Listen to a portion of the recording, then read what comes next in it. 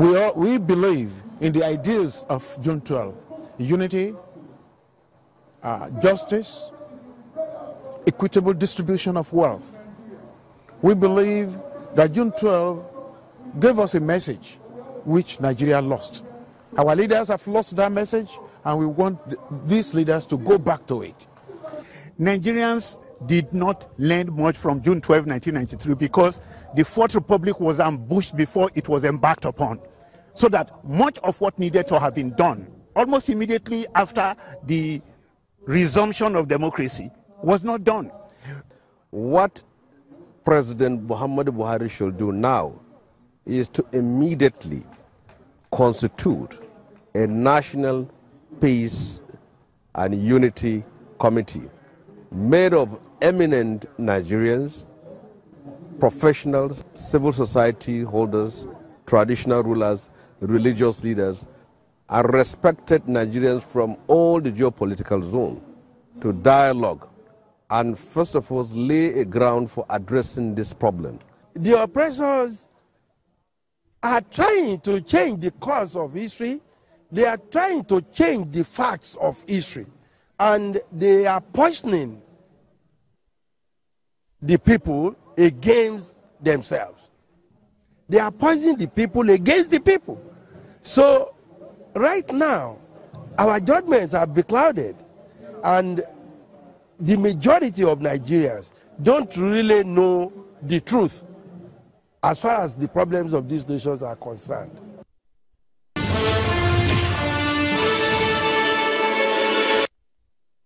Many thanks for staying with us, everyone. It indeed turned violent today and really ugly after two people were said to have been killed and several others injured in a rally where the supporters allegedly of that of Senator Dino Melaye and allegedly that of Governor Yahaya Bello clashed in Lokoja, the capital of Kogi State. That's the scene that you can see there when police moved in afterwards. There was an earlier rally in support of Senator Dino Melaye in the capital city. Those supporters of the senators are saying that the senator need not to be recalled. There has been a move to recall the senator and a process where the senator has condemned. However, the governor has had his own moment of heat from his opponent, Majorly Senator Dino Melaye and other party leaders in Kogi State. We'll bring you latest on that as soon as we get more. Let's move on to some of the significance of June 12, 24 years after. Nigerians are still remembering that incident where the Nigerians went to the polls to elect a president in what should have been a third republic of Nigeria. The attraction today was perhaps at the residence of the late MKO Abiola, where activists and eminent Nigerians and some members of the family commemorate the election. And some of them today were speaking on the issue of restructuring and national unity. They're asking that Nigerians should sit today at the table to discuss the issues of equitable distribution of wealth. Joining me to discuss the significance of the day is a civil rights activist and the convener of the June 12 movement today in Lagos, Mr. Wale Okuneye. Many thanks for coming on the program. Thanks, it's my pleasure to be here. 24 years after, does the significance of the 1993 election still hold water in our polity? Oh, definitely yes. And that is because we have refused to do the right thing at the outset of this current democratic experiment. We refused to do the military, essentially, led by Abdusalam Abubakar, well, living precipitately, refused to put in place democratic structure to bring about democracy. Like a people's constitution was not given at that time. The constitution was foisted as a decree, 24th, 1999. And so therefore, you still have aspiration, based on the popular struggle of June 12, to have really popular democracy, which can be,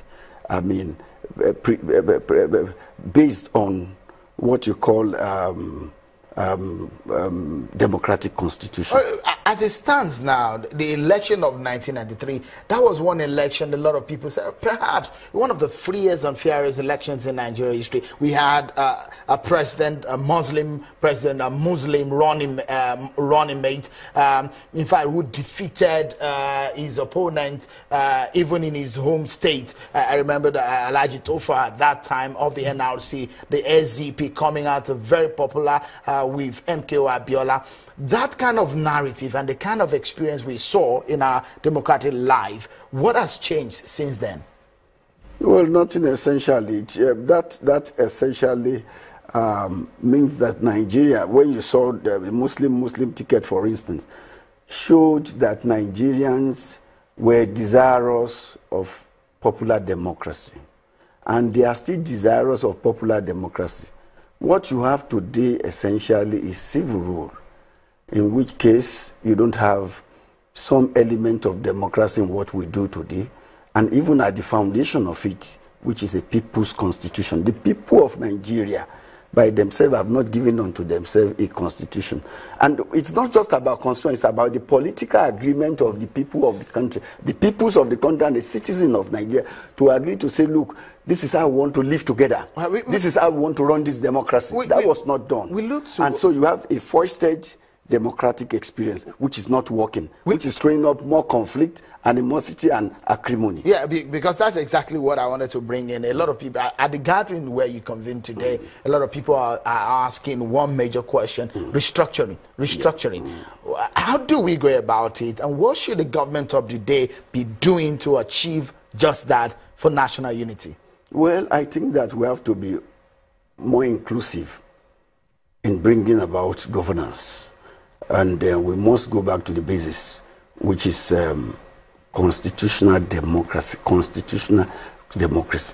Raising a constitution that is... How do we go? We have one on the ground. How do we scrap that one and talk about what some people are saying, a sovereign national conference? Can we have such a thing in Nigeria? You can have a people's conference.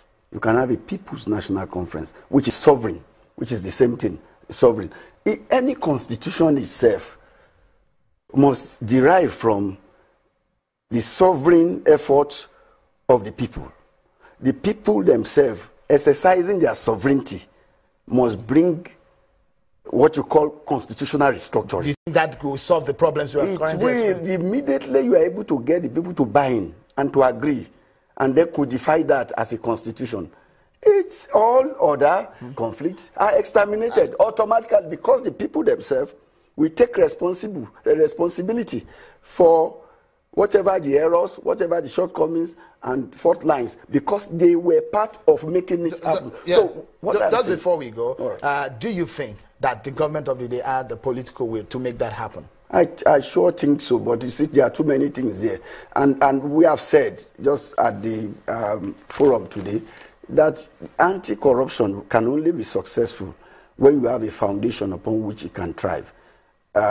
You don't need all this kind of ethnic tension, animosity, sectional tension when you are doing anti-corruption.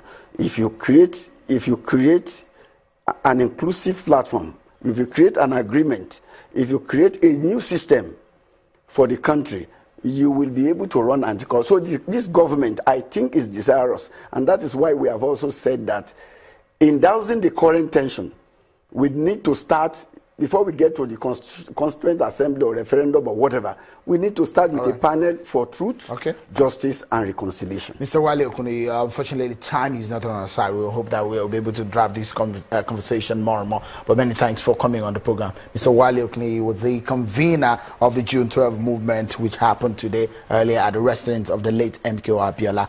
Many thanks for being part of this. So, and that's our show for today. I'm sure Melaye. Bye for now.